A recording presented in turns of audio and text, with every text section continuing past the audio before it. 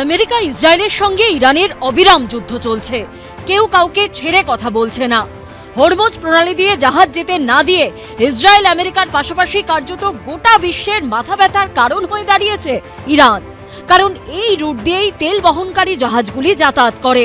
একমাত্র রাশিয়া ও চীনকে হরমুজ প্রণালী দিয়ে জাহাজ চলাচল করার অনুমতি দিয়েছে ইরান। এই পরিস্থিতিতে বৃহস্পতিবার সংবাদ সংস্থা রয়টার্স প্রথমে ভারতীয় সূত্রকে উদ্ধৃত করে দাবি করে, ভারত এবং ইরান দুই দেশের বিদেশ মন্ত্রীদের মধ্যে কথা হবার পর ভারতের জাহাজগুলিকে হরমুজ প্রণালী দিয়ে আসার অনুমতি দিয়েছে ইরান। কিন্তু পরে সংবাদ সংস্থা রয়টার্সে ইরানের একটি সূত্রকে উদ্ধৃত করে জানায় যে ভারতের সঙ্গে ইরানের এরকম কোনো চুক্তি হয়নি। ভারতকে আদৌ এরকম কোনো ছাড় ইরান দিয়েছে?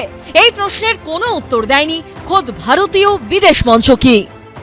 पिछले कुछ दिनों में विदेश मंत्री और ईरान के विदेश मंत्री के बीच 3 बार बातचीत हुई है।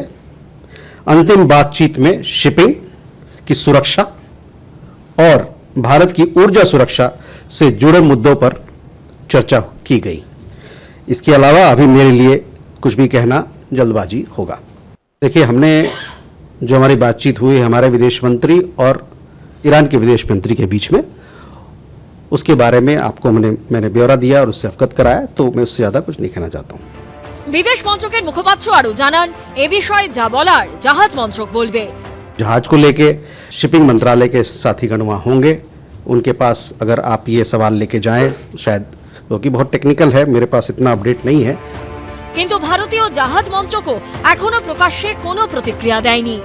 এই আবহেই গোটা বিশ্বের উদ্বেগ বাড়িয়ে ইরানের সদ্য মনোনীত সর্বোচ্চ নেতা মোস্তাফা খামেনেই হুঙ্কারের সুরে জানিয়ে দিয়েছেন, কোনোভাবেই হরমুজ প্রণালী খোলা হবে না। এটাকে আমেরিকা ও ইসরায়েলকে চাপে রাখার কৌশল হিসেবে ব্যবহার করা হবে। তার আরো হুঁশিয়ারি, শহীদদের মৃত্যুর বদলা আমরা নেবই, কারণ তারা আমাদের সর্বোচ্চ নেতার জন্য জীবন দিয়েছেন। এটা শুধু আমাদের পরিবারের বিষয় নয়, গোটা দেশের বিষয়। দেশের জন্য যারা প্রাণ দিয়েছেন তাদের মৃত্যুর বদলা নেবই।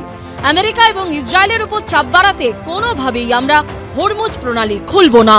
তবে এরই মধ্যে একটি স্বস্তির খবর, শেনলং সুয়েজ ম্যাক্স বুধবার সৌদি আরবে তেল নিয়ে এই ট্যাঙ্কারটি মুম্বাই এসেছে।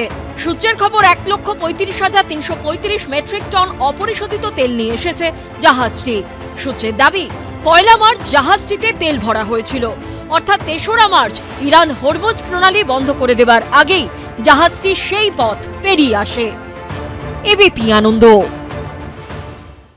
এবিপি আনন্দ, এগিয়ে থাকে, এগিয়ে রাখে।